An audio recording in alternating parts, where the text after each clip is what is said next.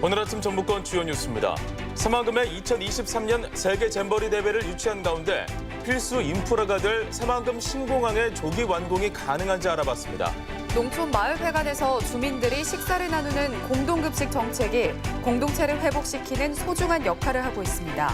젊은이들의 주거 안정을 위해 추진되는 행복주택 사업이 수도권과는 달리 전북에서는 시작부터 삐걱거리고 있습니다. 전라북도 지방은 오늘 구름 많은 가운데 내일까지 내륙을 중심으로 20에서 60mm의 소나기가 내리겠습니다.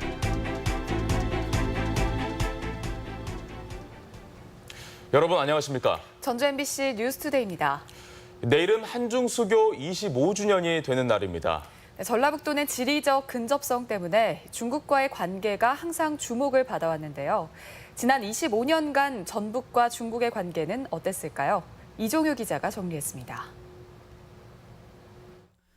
1992년 역사적인 한중 수교가 이루어진 뒤 전북 도민들의 기대감은 남달랐습니다.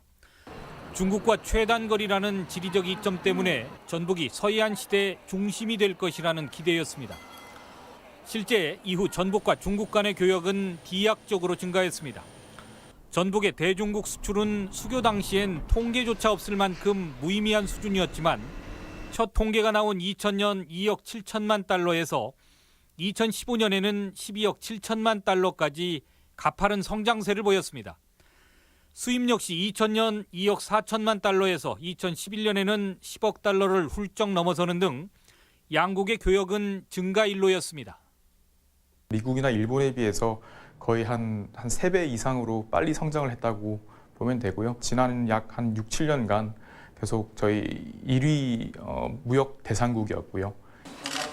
이 같은 분위기 속에 전북은 두 나라의 경제협력 논의에서도 핵심 지역이었습니다. 2014년 7월 양국의 정상이 합의한 새만금 경협단지는 새만금의 1,800헥타르의 산업단지를 공동 조성해 국내외 투자 유치에 나선다는 계획이었습니다. 하지만 매번 불안한 정치 상황을 넘어서지 못했습니다. 사드 배치 문제가 터지면서 지난해 9월 이후 새만금 경협단지는 정부 간 협의가 중단됐고 장기 표류 조짐까지 보이고 있습니다. 군산 중국 스다우 간 회리호 증편도 지난해 8월엔 올해 의제로 논의하기로 했지만 중국 측이 회의 일정도 잡지 않고 있습니다. 중국 도시별로 지금 방문해서 양 도시 산당 간의 그 수출 활성화와 협력 체계 강화 등 세부 사항에 대한 지속적으로 연구키로 합의한 바 있습니다. 수교 25년간 꾸준히 중국과 가까워진 전북. 대중국 전진기지로서 기대감을 갖는 이면에 양국 외교 문제에 따른 불확실성 역시 거치지 않고 있습니다. MBC 뉴스 이종휴입니다.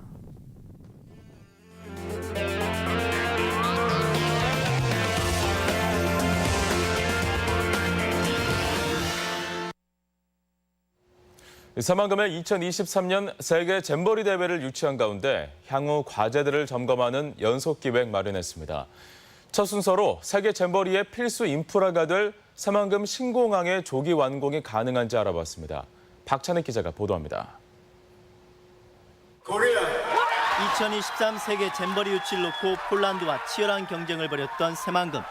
공항은 필수 시설이지만 새만금 주변에는 국내선인 군산공항 외에 국제공항이 없어 유치전에서 심각한 약점으로 작용했습니다. 이제 잼버리 유치에 성공한 만큼 새만금 국제공항 건설은 가장 시급한 과제가 됐습니다. 2만 명의 작은 숫자가 참가하는 고성 잼버리에도 공항이 필요해서 양양이라는 최폭달에도 공항을 비웠습니다. 그때보다 3배가 많은 6만 명이 동시에 참가할 수 있는 교통 방법은 공항밖에. 하지만 대회로 통하는 관문이 될 새만금 신공항은 지난해 공항 개발 계획에 반영돼 올해 말에나 겨우 수요조사가 끝날 예정입니다. 당초 잼버리 개최에 맞춰 신공항 준공을 계획했지만 현재대로라면 10년 뒤인 2026년에나 항공기가 뜰 수 있습니다. 사전 타당성 검토와 예비 타당성 조사는 물론 기본 설계와 실시 설계 등 착공 전 준비 단계에만 5년 넘게 걸리기 때문입니다. 새만금 신공항은 현재 추진 중인 김해 신공항 추진 상황과 비교했을 때 2023년까지 완공하기는 힘드나 최대한 앞당길 수 있도록. 실제 2013년 수요조사를 시작한 김해 신공항의 완공 시기는 13년 뒤인 2026년입니다. 따라서 새만금 신공항을 앞당기려면 1년 정도 소요되는 예비 타당성 조사부터 생략해야 합니다. 광주 유니버시아드나 4대강 모두 예타를 면제했던 사례가 있었던 만큼 정부의 강력한 의지만 있다면 충분히 가능하다는 분석입니다. 최근 대통령이 새만금 잼버리 준비를 적극 지원하라는 지시가 새만금 신공항 조기 건설에 신호탄이 될 수 있을지 주목됩니다. MBC 뉴스 박찬웅입니다. 2023 세계 잼버리의 성공적인 개최를 위해 특별법이 필요하다는 지적입니다. 전라북도는 올해 말까지 세계 잼버리 조직위를 구성할 계획인데 대회 전 새만금의 잼버리 기반 시설을 갖추기 위해서는 정부의 원활한 예산 지원이 필요하다며 특별법 추진을 검토하고 있습니다. 하지만 내년 개최되는 평창 동계올림픽 지원 법안도 아직 통과되지 않아 정치권의 협조가 필요하다는 지적입니다. 네, 우리 농촌은 고령화와 인구 이탈로 공동체마저 해체 위협을 받고 있는데요. 이런 가운데 마을회관에서 주민들이 함께 식사를 나눌 수 있는 공동급식 정책이 공동체를 회복하는 데 소중한 역할을 하고 있다고 합니다. 강동엽 기자입니다. 한적한 농촌 마을이 점심시간이 되자 시끌벅적해집니다. 부녀회는 음식 만들기에 분주하고 주민들은 농산일을 잠시 놓고 마을회관에 하나둘 자리를 잡습니다. 이 같은 모습은 자치단체가 식사비를 지원하는 농촌 공동급식 정책이 있어 가능했습니다. 노인들 상당수가 끼니를 부실하게 먹거나 거르기 일쑤였지만 지금은 옛말이 됐고 주민들 간의 정도 돈독해졌습니다. 이웃집 사람도 못 만나요, 집에서 일하면. 근데 여기를 나오면 이웃이 이거 다 만나잖아요. 반찬도 잘해주고 이렇게 동네 양반들이 같이 먹으니까 재밌어요. 또 식사 자리에서는 각자 고민을 자연스럽게 털어놓기도 하고 또 함께 해결해 나가기도 합니다. 혼자 계시는 할머니, 할아버지들 특히 그분들이 더 좋아하세요. 공동급식 기간 동안은 매일 만나니까 건강도 체크할 수 있고 안부도 물을 수 있고 좋습니다. 농촌 공동급식은 당초 농번기 여성들을 주방에서 벗어나게 해 일손 부족을 돕자는 취지에서 시작됐습니다. 무주의 경우 지난해 11개 마을을 정해 부식비와 조리 인건비로 2천여만 원을 지급했습니다. 주민 간 유대가 강화되고 호응이 높자 올해는 예산을 3배 이상 늘리고 대상 마을도 20곳으로 확대했습니다. 내년에는 40개 마을로 더 확대를 할 계획이고요. 조례를 제정해서 계속 지속적으로 지원이 끊기지 않고 지원될 수 있도록. 하지만 각 시군의 재정 여건에 따라 공동급식 혜택도 지극히 제한적이어서 정부 차원의 지원과 확대가 요구되고 있습니다. MBC 뉴스 강동엽입니다. 젊은이들의 주거 안정을 위해 추진되는 행복주택 사업이 수도권과는 달리 전북에서는 시작부터 삐걱거리고 있습니다. 선호도가 떨어지는 입지 조건에 생각보다 높은 임대료 때문입니다. 정태우 기자입니다. 올해 말 입주를 앞두고 있는 익산 인화동 행복주택. 전라북도 첫 사업지로 시행 초기부터 관심이 뜨거웠지만 정작 입주 계약이 시작되자 상황은 딴판입니다. 4차례에 걸친 계약 연장에도 불구하고 현재까지도 전체 600여 세대 가운데 계약률은 절반 정도에 그치고 있습니다. 대학생과 사회초년생 그리고 신혼부부를 대상으로 하고 있지만 입지 조건이 대학은 물론 주요 사업장과도 한참 떨어져 있습니다. 위치도 좀 그렇고 학교가 좀 멀다는 거, 공단이 좀 멀다는 거 그런 것은 좀 있는데. 지난 정부 핵심 사업으로 추진된 행복주택. 도내에서도 익산을 시작으로 정읍과 군산, 김제, 완주에 2020년까지 2,400여 세대가 공급될 예정입니다.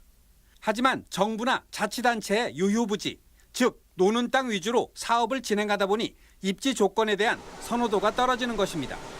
사업을 시행하는 LH 측도 익산뿐만 아니라 정읍 역시 계약률에 문제가 있을 수 있다고 말합니다.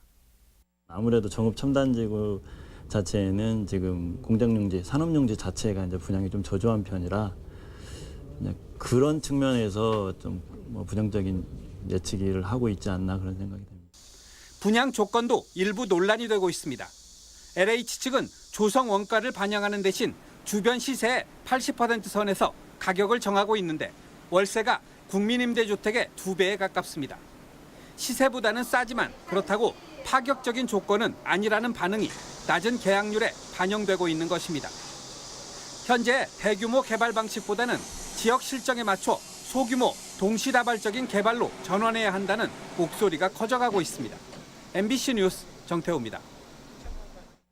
물탱크 청소 관리에 허점이 있다는 전주 MBC 보도와 관련해 전주시가 공동주택의 청소 확인 절차를 강화하기로 했습니다.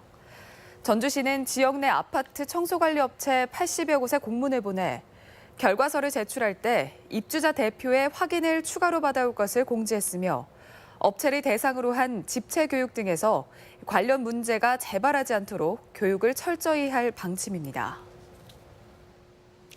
시골 단독주택에서 불이 나 50대 남녀가 숨졌습니다. 불이 난 지 20분 만에 벌어진 상황이지만 변변한 소화기 하나 비치하지 않았던 것이 화근이었습니다. 한범수 기자입니다. 화마가 휩쓸고 간 자리에 가재도구가 어지럽게 흩어져 있습니다. 건물 지붕과 유리창은 녹아내려 흔적도 없고 외벽도 시꺼멓게 그을려 있습니다. 지리산 중턱의 한 개인주택에서 불이 난 건 새벽 6시 반쯤. 엠버런스 와서 있고 뭐 소방관 차가 와서 있고 그러니까 알지 모르죠. 우리도 쓰레기 태운 줄 알았는데요. 불길은 출동한 소방대원에 의해 20여 분 만에 잡혔지만 집주인 57살 이모 씨와 함께 살던 58살 김모 씨는 숨진 뒤였습니다. 감식반은 냉장고 주변에서 발생한 누전이 불이 난 원인인 것으로 추정하고 있습니다. 피해자들은 뒤늦게 불길을 피해 탈출을 시도했지만 비좁은 방 안에서 연기에 시야가 가려 출입구를 찾지 못한 것으로 추정됩니다. 경찰은 불이 인적이 드문 곳에서 발생해 이웃의 신고가 늦어진 데다 스프링클러는 물론 소화기조차 없어 피해를 키운 것으로 보고 있습니다. 지금 완전히 다 탈만한 게 다 타고 난 다음에 발견된 사건이라 정확하게 어디가 바라보다 무엇이 탔다 이렇게 논단하기는 지금 어렵습니다. 올 2월부터 모든 주택에 소화기와 경보기 설치가 의무화됐지만 강제성이 없어 적극적인 홍보와 현실적인 지원이 필요하다는 목소리가 높습니다. MBC 뉴스 한범수입니다. 세대수를 불법으로 늘린 혁신도시 내 단독주택에 대한 전수조사가 이루어집니다. 전주시는 혁신도시 내 중동 단독주택 용지는 건축법상 3가구 이하만 거주 가능하지만 최근 임대 사업을 위한 불법 가구 분할이 이뤄지고 있다며 시정하기로 했습니다. 또한 한전과 전북도시가스에 협조 공문을 보내 불법 분할 가구에 대해선 전기와 가스 공급을 중단할 방침입니다. 어린이 시설에 대한 환경 안전 점검이 대폭 확대됩니다. 전라북도는 어린이집과 놀이시설 등 도내 어린이 시설 2,600여 곳 가운데 20% 가까운 488개소를 골라 실내 공기질과 건축자재 중금속 함유 여부를 10월까지 조사합니다. 올해 점검 대상은 지난해보다 8배나 많은 것으로 기준을 어길 경우 개선 명령 등 강력한 행정 조치가 취해질 방침입니다.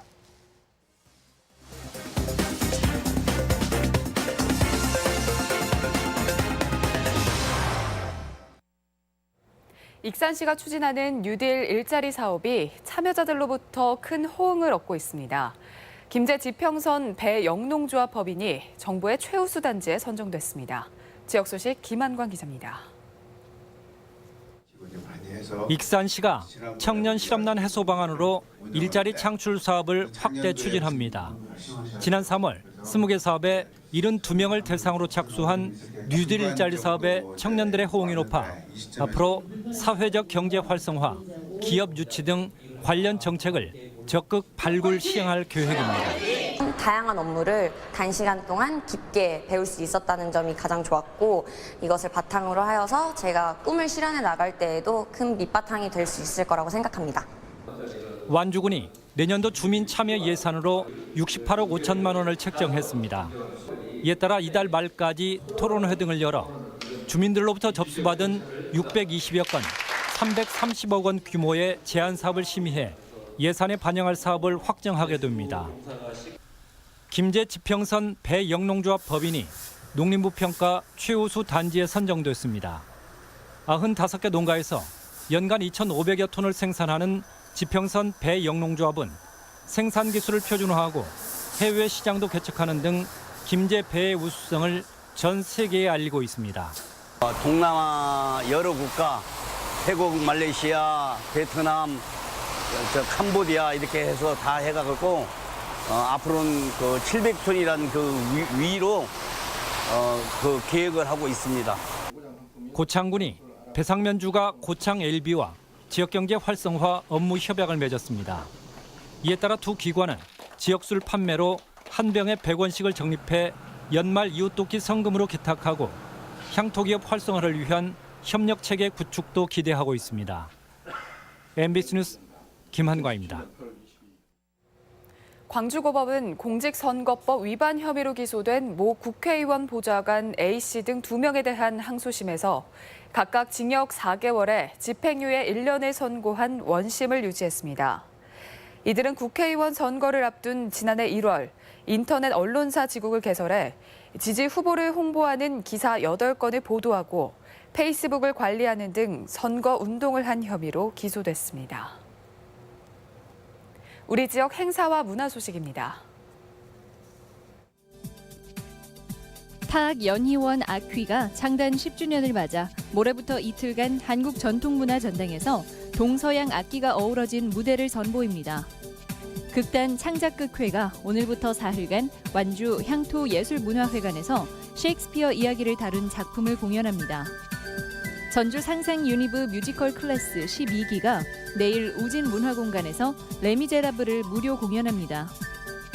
전북 비올리스트 앙상블이 오늘 한국소리문화의 전당에서 정기 연주회를 갖습니다. 전주 서학동 사진관은 오늘부터 이동근 작가 초대전을 마련했습니다. 전국 대학생 마당놀이 축제가 오늘 국립무형유산원에서 개최됩니다. 전주대학교는 오는 26일 도내 학생과 학부모들을 위한 진로진학 박람회를 개최합니다. 도교육청은 오는 27일 2018학년도 전북 지역 전문대학 입학 전형과 유망학과를 소개하는 자리를 마련했습니다. 전주시는 대한민국 독서대전의 성공 개최를 이끌어갈 대학생 자원봉사자를 오늘까지 접수받습니다. 자원봉사 우수 사례를 공유하는 이그나이트 V 코리아 인 전주의 청중평가단을 모레까지 모집합니다.